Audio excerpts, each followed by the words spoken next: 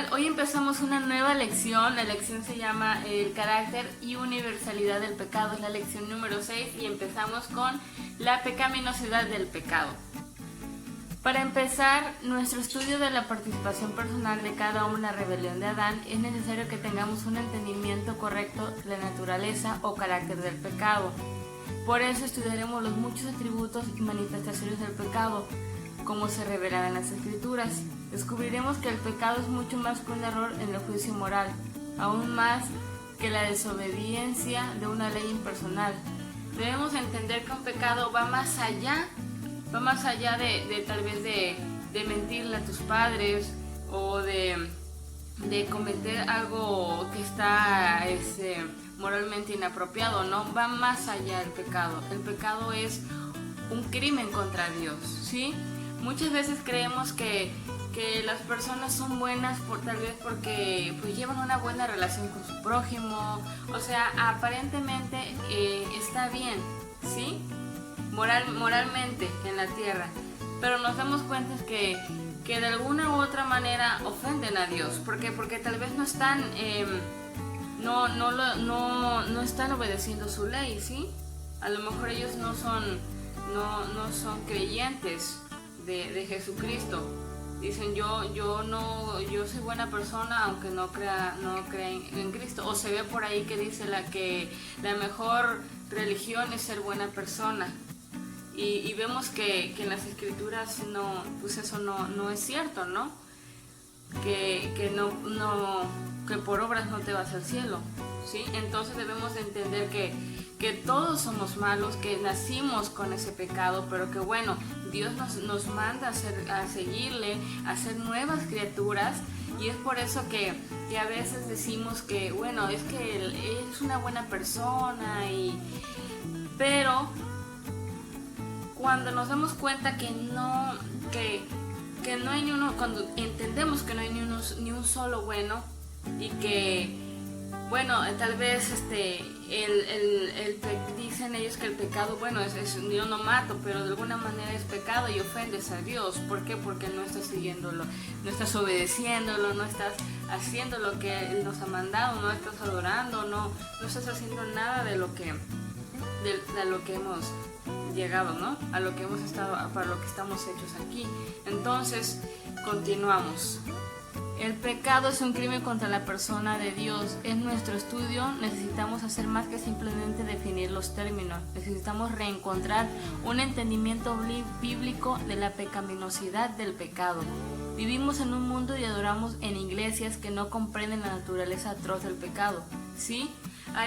Vemos muchas iglesias que dicen, bueno, con que vengas un ratito, o se crean un Dios muy permisivo, un Dios que no existe. Entonces pues vemos que esas iglesias luego están abarrotadas. ¿Por qué? Porque te hablan bonito, porque a ti te gusta que te digan que vas a tener todo, de que vas a tener dinero, carros, camionetas, y que Dios que eres esto, y que Dios dice que si tú das tanto, por ejemplo, tanto dinero, vas a tener los milagros y tantas cosas.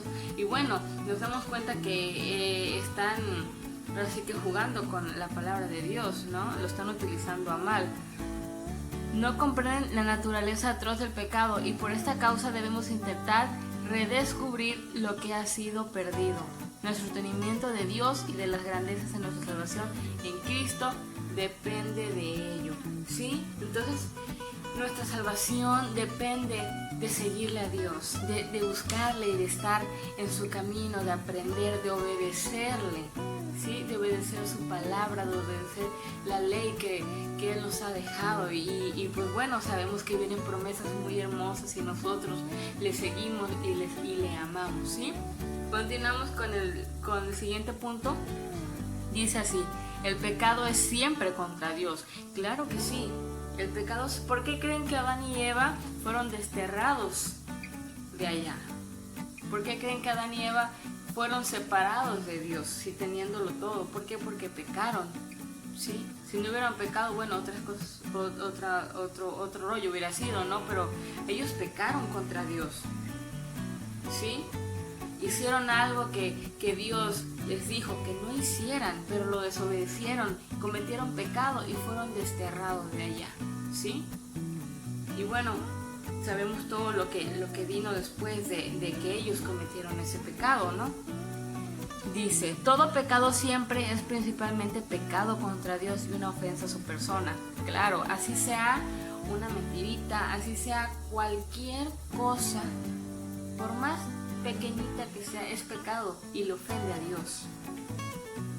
El de obedecer un mandamiento divino es amenazar con el puño a Él, que da vida a todos y reina sobre todo. Hoy en día la gente mayormente piensa en el pecado como un mal hecho contra su prójimo o la sociedad o contra la naturaleza, pero rara vez piensa en el pecado como un mal hecho contra Dios. Exactamente, muchas veces decimos, bueno, pero es que yo no he ofendido a...